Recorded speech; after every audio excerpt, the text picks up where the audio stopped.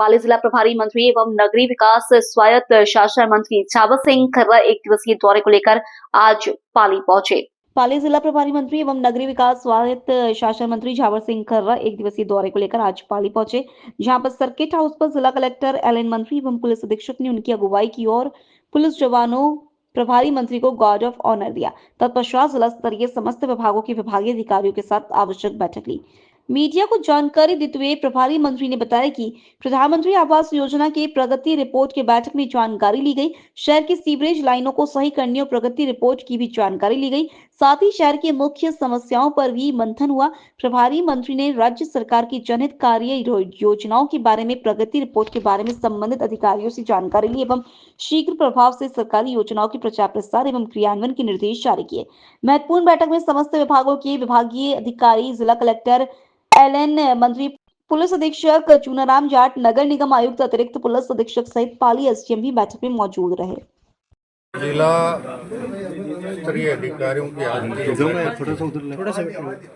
थोड़ा मोबाइल विशेष रूप से 3-4 मुद्दों पर चर्चा हुई है। पहला, जो बजट घोषणा पाली जिले के लिए हुई थी, उनकी भौतिक प्रगति कितनी है, उस पर चर्चा हुई। भौतिक प्रगति संतोषजनक। दूसरा, राइजिंग राजस्थान के अंतर्गत जितने निवेश के प्रस्ताव हुए, उनकी वर्तमान स्थिति क्या है, उस पर चर्चा हुई। और तीसरा, जनता की तरफ से जो शिकायतें थी, उनका समयबद्ध तरीके से निस्तारण हो रहा है या नहीं हो रहा है, इस पर चर्चा हुई। और चौथा, पाली शहर की सीवरेज की समस्या, ड्रेनेज की समस्या और सफाई की समस्या पर चर्चा हुई। सीवरेज के लिए यहाँ एक बड़ी मशीन पिछले दिनों से काम कर रही है और नगर निगम के अधिकारियों का ये कहना है कि हमें कम से कम इस स्थिति को सुधारने के लिए 1 महीने का समय लगेगा।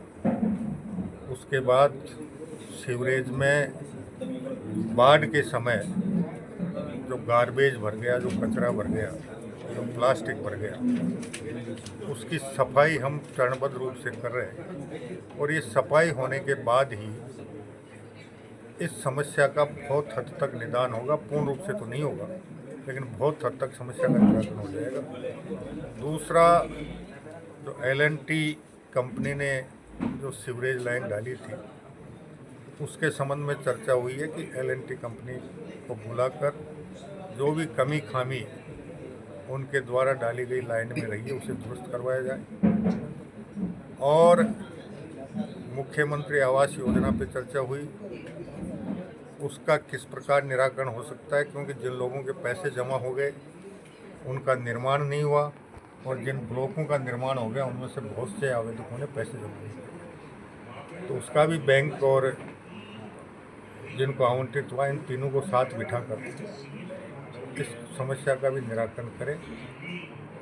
इस प्रकार जितनी समस्याएं थी उन पर एक पे चर्चा होकर सबके लिए समयबद्ध रूप से उनका निराकरण करने के लिए निर्देशित किया। लोकल्स लेकर ग्लोबल तक की खबरों के लिए देखते रहिए सच्ची रिपोर्ट।